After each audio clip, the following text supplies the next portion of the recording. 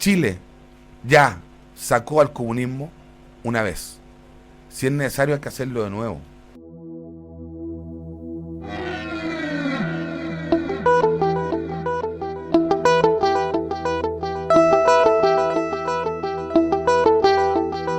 Hola, saludos desde los estudios centrales de Más 569 Medios. Soy Jorge Garretón, les doy la bienvenida a un nuevo episodio de Más 569, el podcast.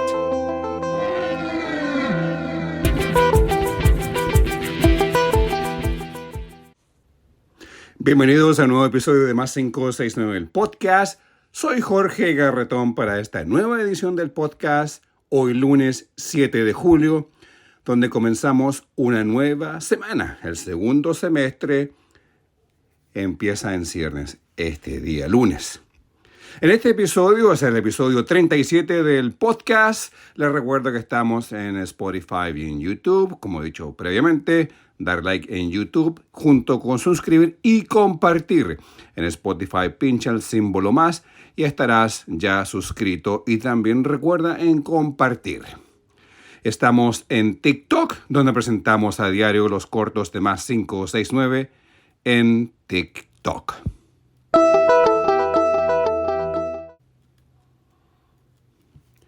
El diputado Johannes Kaiser, el nacionalista libertario, está en la palestra. Como decíamos en nuestro podcast, episodio 36 del día viernes, sacó ronchas con su declaración en la entrevista que dio a Mega TV y hoy de seguro que a todos los medios de Radio Bio Bio, al abogado Tomás Moschati, gerente general y presidente de los medios de Radio Bio Bio. Ante la pregunta de Moschati si justifica el golpe de Estado de 1963, Kaiser fue muy certero en afirmar que sí reivindicaba y justificaba el golpe de Estado. Sin duda. Si se dieran las mismas circunstancias, ¿usted apoyaría un nuevo golpe? Sin duda. Absolutamente. ¿Con todas las consecuencias? Con todas las consecuencias. ¿Con los muertos que...? Con todas las consecuencias. Lamentablemente, y eso es algo que tenemos que hacernos cargo, usted no puede decretar la vía armada como justificada para alcanzar el poder. Usted no puede organizar a 10.000 guerrilleros armados, Vox, del expresidente Frei. Usted no puede desatar la guerra y la lucha de clases y cuando recibe una respuesta esperar que ésta sea pacífica. Johannes, yo no voy a entrar en una discusión histórica muy larga. Solamente le quiero preguntar, las detenciones, las desapariciones, las torturas y los asesinatos fueron inevitables, dice usted. No creo que hayan sido inevitables. Eso me acaba de decir. No, lo que le dije fue que en el caso de que hubiese un conflicto de esa naturaleza que pudo haber alcanzado los ribetes de una guerra civil, de la mano de la cantidad de gente armada que había, ya, evidentemente que iban a haber muertos, iban a haber violaciones de derechos humanos, disculpe, porque sabe que cuando la gente armada se enfrenta, normalmente se violan los derechos humanos. Por lo demás, hacer presente lo siguiente, que el ejército de Chile en su momento actuó de acuerdo con aquello para lo cual había sido entrenado bajo el control del régimen democrático. Y estamos hablando desde González Videla para adelante, que mandaron a los... Bueno, pero no me quiere dejar responder. Yo me niego a pensar que el ejército está entrenado para torturar. Bueno, pero es efectivamente así. Pero para torturar. Pero si el ejército, en lo que era el combate antisubversivo, contrainsurgencia, los cursos de contrainsurgencia, en los años 60, en los años 50, 60 y 70, incluido el gobierno de Salvador Allende, se despachaban a los oficiales a ser entrenados en Estados Unidos. ¿A torturar? En técnicas de contrainsurgencia. ¿Y sabe qué? Pero la efectivamente, Estados Unidos enseñó, aprendido de los franceses y de la guerra en Argelia, le enseñaron a nuestros oficiales a obtener información a través de la tortura. Y le voy a decir una cosa, y lo hicieron con la complicidad o con la aceptación del régimen democrático, es decir, de la derecha, de la izquierda, de los radicales y de los comunistas y de los socialistas. ¿Usted ha leído sobre las torturas que se cometieron bajo el... Sin duda. ¿Ha leído los centros de tortura? Pero si no le estoy defendiendo las torturas. Pero está justificando todo, porque era casi inevitable. No estoy justificando las torturas. ¿Está dispuesto a indultar a los militares que están presos? No, permítame. ¿Por qué? Yo no estoy justificando las torturas, no voy a dejar que me permita Federico el Grande prohibió las torturas del siglo XVIII porque no servían, entre otras cosas. ¿Ya? Creo que la tortura es una forma brutal y por lo demás muy poco práctica de obtener información. Y es un castigo inmerecido. Es una violación de las cosas más básicas en las cuales cree el ser humano. Voy a decir una cosa. En este país, la clase política no se puede hacer la loca respecto de la forma y el tipo de entrenamiento que recibieron nuestros uniformados antes del 73. Porque era un gobierno civil. Y la clase política hasta el día de hoy hace como si no hubiesen tenido nada que ver y como si todo esto hubiese sido entonces una cosa que nació de la nada. Su declaración sacó ronchas, además de provocar. No solo pienso que Kaiser es un provocador. No solo provoca y ataca. Lo usa por dos motivos. Por un lado, busca aglutinar fuerzas desde la derecha extrema y neofascista que recuerda con añoranzas a la dictadura militar. Por otro lado, busca crear la confrontación provocando a quien percibe como su enemigo político ideológico. Además, no solo busca provocar, sino que también busca aniquilarlo y erradicarlo, por no decir exterminarlo. Agregaba que en estos dichos de Kaiser había un grado de razón en lo que él hablaba, particularmente en la parte final de la declaración, cuando se refiere a las Fuerzas Armadas y en particular al Ejército. Tenía razón sobre este tema, y esto es lo que dije y grabé en el podcast del episodio 36 del día viernes, al cual pueden acceder en este mismo canal a través de Spotify o YouTube. Siguiendo el enlace pueden recurrir al episodio del día viernes. El Ejército de Chile, desde los años 1960 en adelante, fue adiestrado por el Ejército de Estados Unidos en la guerra antisubversiva, también aprendiendo métodos de tortura. Esto fue enseñado a los oficiales que eran destacados a la Escuela de las Américas, primero en Panamá y luego en Fort Bragg, en Georgia, Estados Unidos.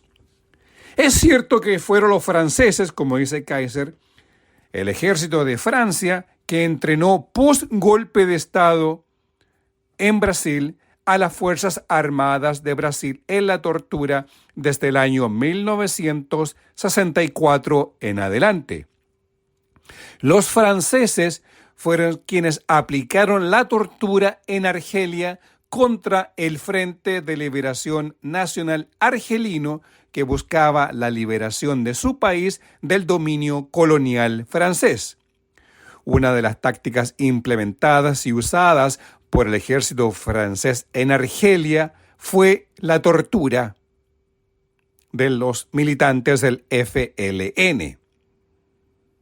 Luego llegaron a Brasil, educando a los soldados brasileños en la tortura, junto con los soldados del ejército de Estados Unidos y a las fuerzas de defensa de Israel, el ejército israelí. Tras esa enseñanza, Estados Unidos, a través de la Escuela de las Américas, primero en Panamá y luego en Fort Bragg, en el estado de Georgia, instruyó técnicas de tortura. Los soldados chilenos recibieron esa instrucción de lucha de contrainsurgencia, la cual fue aplicada después del golpe de Estado,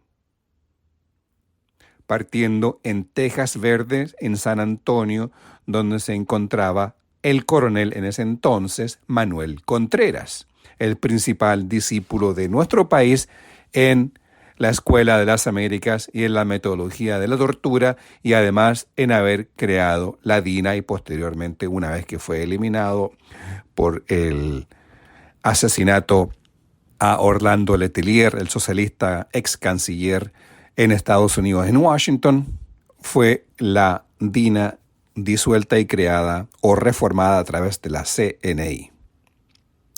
La formación de la tortura fue aplicada en Chile, en Argentina, Uruguay y todas las dictaduras y gobiernos autoritarios del continente. Esto es aprendido en Estados Unidos por las Fuerzas Armadas de Estados Unidos. Por lo tanto, cuando Kaiser dice que la tortura y la formación de lucha de contrainsurgente fue permitido por nuestros gobiernos de toda índole política y por nuestra clase política, en gran medida, primero, Kaiser tiene razón, lo permitieron, o como Estado lo permitimos. En gran medida se debe a esto a la ingenuidad de nuestra clase política, nuestra clase dirigente de esa época, que nuestras fuerzas armadas eran constitucionalistas, apegadas al orden constitucional, al Estado de Derecho y obedientes al poder civil. Volviendo a los dichos del nacionalista libertario Johannes Kaiser, los diputados del Partido Socialista, del Partido Comunista, consideran muy graves los dichos de Kaiser. Y junto a los dichos de Kaiser, ahora se suman los del diputado Christian Labé. También un nacionalista libertario, hijo del ex agente de la DINA y alcalde por Providencia del mismo nombre, Christian Labé, quien cumple condena por violación a los derechos humanos. Chile ya sacó al comunismo una vez. Si es necesario hay que hacerlo de nuevo. El comunismo es retroceso. El comunismo es persecución. El comunismo es dictadura. Dura y pura. Tras estas dos declaraciones de los nacionalistas libertarios, el diputado Luis Cuello del Distrito 7, que incluye Valparaíso, Viña del Mar, San Antonio, dijo que los dichos de Kaiser no son aceptables. Las declaraciones de Kaiser en torno al golpe de Estado son amenazantes y muestran que él representa a un partido político que es un peligro para la democracia y los derechos humanos. Esto se suma a lo planteado por su vocero Labé, quien habla de sacar al comunismo, y ya sabemos cómo se combatió al Partido Comunista a través del terrorismo de Estado. Esto es muy serio. En el pasado, discursos de odio como estos dieron origen al fenómeno del nazismo. Es por eso que hemos presentado una denuncia ante el Servicio Electoral, puesto que se está infringiendo de forma abierta y violenta la ley de partidos políticos que establece la obligación de todos los partidos políticos de promover la democracia y los derechos humanos. Por su parte, los diputados del Partido Socialista, de la bancada de diputados del PS, liderados por su jefe de bancada, el diputado Juan Santana, informaron que presentarán una denuncia ante el Servicio Electoral en contra de los diputados Johannes Kaiser y Christian Labé. Además, serán enviados, dicen ellos, a la Comisión de Ética de la Cámara y se suma la solicitud de remoción del candidato presidencial ante el Tribunal Constitucional. El diputado Santana dijo que acudirán con un requerimiento formal ante el Tribunal Constitucional conforme a los mecanismos establecidos en nuestra Carta Fundamental. En la Comisión Política del Partido Socialista, en un comunicado de 4 puntos publicado el día sábado, fue categórico en apoyar a sus diputados en los requerimientos a los dichos de ambos diputados de la extrema derecha, Kaiser y Labé. En el punto tercero del comunicado de 4 puntos de la Comisión del Partido Socialista, dice lo siguiente: la Comisión Política apoya el requerimiento presentado al Tribunal Constitucional por la bancada parlamentaria socialista en contra del diputado Johannes Kaiser por su carácter abiertamente provocador e inconstitucional. En esta época que estamos viviendo post-estallido social, post-pandemia, donde la realidad social se ha devenido quebrando particularmente por la presencia cada vez más preocupante de un neofascismo encarnado en el autoritarismo, camuflado con un discurso de seguridad y de orden, aparecen nuevamente los pregoneros de la violencia política, primero como agentes provocadores, luego como apologistas, y prontamente, si logran cumplir con su meta, llevarnos a una aventura autoritaria dentro de los marcos de la democracia liberal para así implantar el orden político, ideológico, conservador y violento nuevamente en nuestro Chile. Mientras tanto, quienes debieran estar preocupados no están, que es el gran empresariado, que se hace loco y ausente, ya que para ellos les conviene tal como les favoreció el golpe de Estado de 1973 y los 17 años de la implementación del modelo económico que los beneficia hasta el día de hoy, sin saber o sin recordar que probablemente si caemos de vuelta en un autoritarismo, Chile puede verse perjudicado severamente desde el punto de vista económico. Vamos a un break y volvemos con más en esta edición del día lunes 7 de julio del año 2025. Soy Jorge Garretón.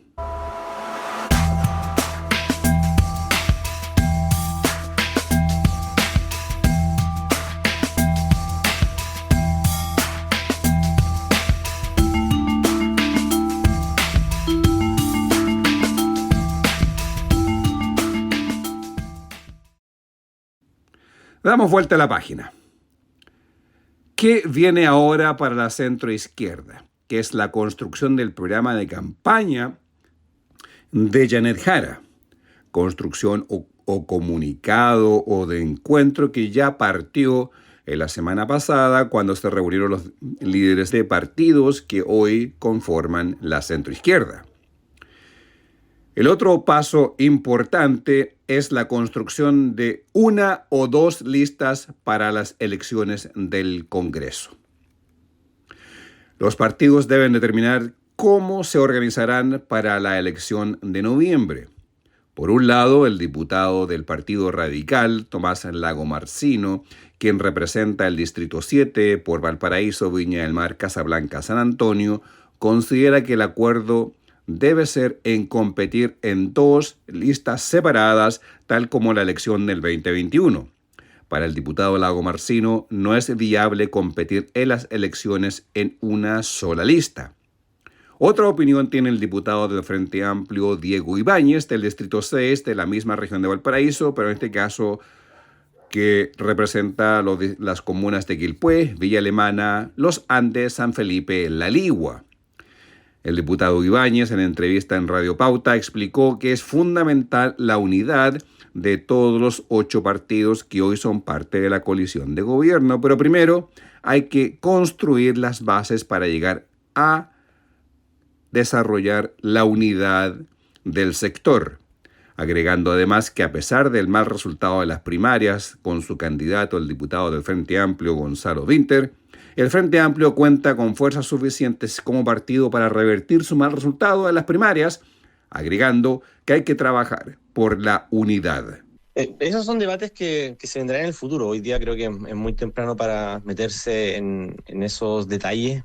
A mí mi impresión es que el Frente Amplio, yo no estoy de acuerdo con esa tesis de que hay un desfonde, más allá de que los resultados están lejos de lo que esperábamos. Hoy contamos con uno de los principales liderazgo alcaldicio, no solamente en la región metropolitana, sino también, por ejemplo, en Valparaíso, en Valdivia, una bancada parlamentaria que ha contribuido bastante, que es de las más disciplinadas del Congreso. Hay mucho que aportar, hay mucho que aportar, y creo que hay buenos liderazgos técnicos, políticos, sociales, para poder llevar adelante la candidatura de Jara, más allá de los temas parlamentarios, que eso corre por un carril, digamos, distinto, paralelo, y eso tendrán que definir los partidos. Yo sí lo que espero es que haya una lista única parlamentaria. Yo creo que la ciudadanía igual está cansada de a veces tener demasiada opción y no saber cuáles son las diferencias entre ellas. La izquierda es experta en dividirse en momentos críticos. Yo creo que hoy hemos dado una muestra de unidad, de madurez, y creo que lo más maduro y lo más responsable es tener una sola lista parlamentaria que pueda construir una mayoría que acompañe a un futuro gobierno progresista para seguir avanzando en los cambios. Ahora, entre 8 a lo mejor no va a ser tan fácil. Por ahí he escuchado a algunos que, bueno, si no hay acuerdo de lista única parlamentaria, podrían armarse algunos bloques. Algunos hablan del PC, su partido y el Partido Socialista. ¿Ha escuchado algo de eso? Sí, o sea, he escuchado de todas las ecuaciones posibles, las hemos escuchado estos días, pero Pero mire, yo creo que hoy está en juego, a ver, mucho. Estamos al frente con gente que no cree en la crisis climática, que no cree en las vacunas, que creo que ha tomado posiciones bien populistas y simplistas en materias tan profundas como la seguridad, que no son sencillas de trabajar. Y creo que nos jugamos también el futuro de un programa que le haga bien a Chile, que estabilice la economía, que siga fortaleciendo empleos dignos. Entonces, yo esperaría que haya mucha madurez y responsabilidad y que tengamos una sola lista parlamentaria. Al menos desde el Frente Amplio, esa es nuestra tesis política. En algún momento lo vivimos con el segundo proceso constituyente. No sé si recuerdan, nosotros estuvimos luchando por una sola lista parlamentaria. Algunos no quisieron, se fueron por el lado. Y creo que los resultados están a la vista. Entonces, en esta ocasión creo que hay que pensar con la mayor responsabilidad y madurez posible y avanzar hacia la lista única parlamentaria y ofrecerle a Chile una propuesta bien nítida de consolidación de económica, de empleo, de derechos sociales, etcétera. Entonces, espero que esa madurez también esté en los partidos políticos. Esa es la visión del diputado Ibáñez. Concuerda con esta declaración pública el también senador del Frente Amplio por la región de Valparaíso, Juan Ignacio Latorre. El senador Latorre valoró los dichos de Ibáñez calificándolo como una visión generosa. En parte, ya que Ibáñez va a desistir en no competir por un cupo al Senado en alianza con Latorre. El presidente Gabriel Boric esta semana pasada, en la conmemoración de los 50 años de la desaparición de la dirección clandestina del Partido Socialista de Chile el año 1975, dirección que dirigía la reconstrucción del PS en la época más oscura de la dictadura cívico-militar de Pinochet. La dirección dirigida por Ezequiel Ponce, dirigente sindical de la CUT, entre otros el diputado por Valdivia y dirigente máximo de la JS de la Juventud Socialista, Carlos Lorca, diputado por Valdivia. Entre los enlaces que ayudaba en la coordinación de esa dirección en la clandestinidad del PS era la que hoy en día es la presidenta Michelle Bachelet, una de las pocas militantes del PS en sobrevivir la matanza y posterior desaparición de los dirigentes del Partido Socialista. El documento más importante de esa dirección fue explicar el periodo que se vivía en dictadura y que la única forma para recuperar la democracia era la unidad absoluta de todas las fuerzas democráticas. Visión que permitió 10 años después la construcción de la concertación de partidos por la democracia que instauró o restauró el proceso democrático en nuestro país en 1990. En la conmemoración, el presidente Gabriel Boric evocó el documento histórico del PS de 1975 y considera que ese documento vigente en esa época es fundamental hoy para construir la más amplia unidad de la centroizquierda para frenar así a la derecha y en particular a la derecha extrema que se refleja en republicanos y nacionalistas libertarios. Y acá quiero decir algo que creo que es importante. El próximo gobierno tiene que ser mejor que nuestro gobierno, que el gobierno que honrosamente me toca encabezar. Y para que sea mejor que nuestro gobierno, se requiere que durante la campaña haya un proceso de crítica y autocrítica que identifique cuáles fueron los errores y las deficiencias de nuestro gobierno. Si esto no se trata de defensas corporativas a un logo, a un signo, a una persona. Se trata de cómo mejoramos la calidad de vida de las grandes mayorías en Chile. Y con esta idea termino. Porque la unidad que está acá es absolutamente necesaria para echar a andar los motores, pero totalmente insuficiente para ganar la elección en noviembre. Y eso es algo que tenemos que tener clarísimo, porque como dijo Janet en su discurso del domingo pasado, hay que hablarle a las personas que no fueron a votar. Yo no pido defensas irrestrictas al gobierno, lo que sí pido como presidente de la República, que vamos a ejercer el mando hasta el último día de nuestro mandato para mejorar las condiciones de vida del pueblo de Chile, es que quienes nos sucedan sean mejores que nosotros. Y no me cabe ninguna duda que Janet Jara hoy día representa eso. Muchísimas gracias. Una voz disidente sobre listas únicas es la del senador PS por Los Lagos, Fidel Espinosa. En entrevista en Radio Bio Internet, y no hay audio disponible, dijo: yo considero que tenemos que ir en 2 listas. Agregó el senador Espinosa: no vamos a caber en una sola, aunque eso tenga resultados parlamentarios poco adversos. Pero yo creo que tenemos que revivir una lista que va desde la DC hasta el Partido Comunista. Como no cabemos todos en una sola, probablemente tengamos que ir en 2, recalcó el senador Espinosa, me corrijo. Como no cabemos todos en una lista, recalcó el senador Espinosa, probablemente tengamos que ir en 2.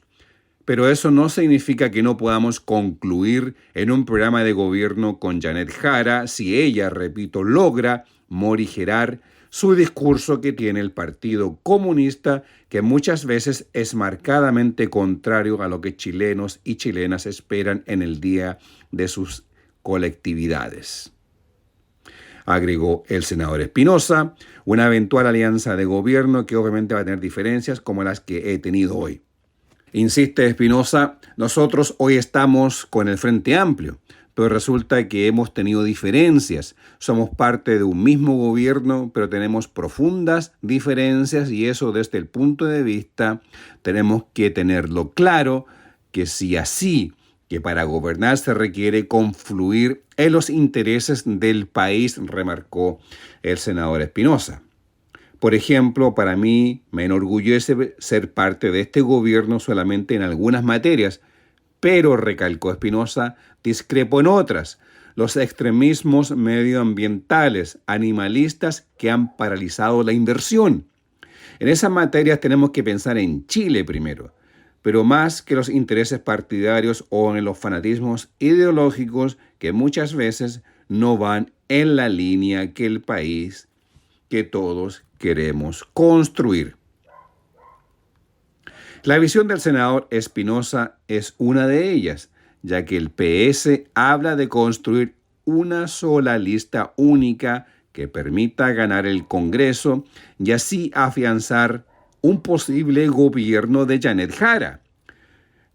Este sábado, la Comisión del Partido Socialista, en la ya citada declaración pública de 4 puntos, dejó de manifiesto la necesidad de la lista única. Y cito el del texto, el punto 2, que dice lo siguiente: la Comisión Política ha mandatado proseguir con la determinación, la labor de diálogo e intercambio de opiniones que permita una lista única parlamentaria, invitando a la democracia cristiana a formar parte de ella. Nuestro propósito es frenar la arremetida de la ultraderecha, cuyo objetivo explícito es cercenar conquistas y derechos sociales logrados después de arduos esfuerzos por las organizaciones populares. Concluye el punto 2 de esta declaración de 4 puntos de la Comisión Política del Partido Socialista. Claramente, el PS tiene la visión de ir en una sola lista, lo cual concuerda en gran medida por lo que dice el presidente Gabriel Boric y concuerda lo que plantea el diputado Ibáñez del Frente Amplio. Quien discrepa y quien considera que debemos ir en 2 listas es el senador Fidel Espinosa.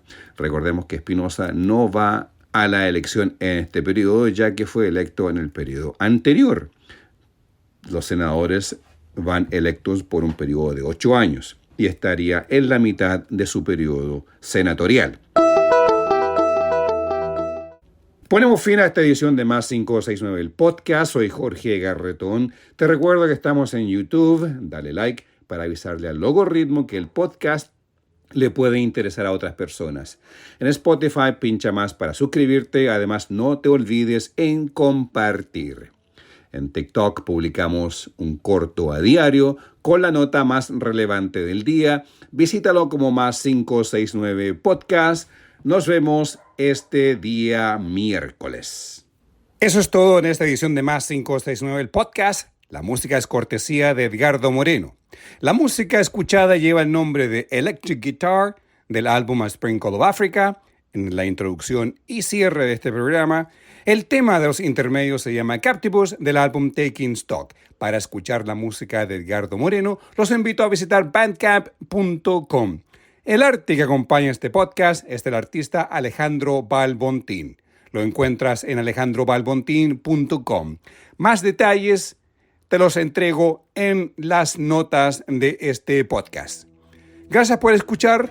Comparte este podcast, suscríbete y síguenos. Dale like en nuestras plataformas para ir creciendo como medio, como comunidad, entregando información con análisis periodístico de más de 30 años de prensa acuñado en Canadá y medios públicos de habla inglesa. Esto ha sido Más 569, el podcast, producido, editado y presentado por quien les habla Jorge Garretón. Hasta la próxima edición.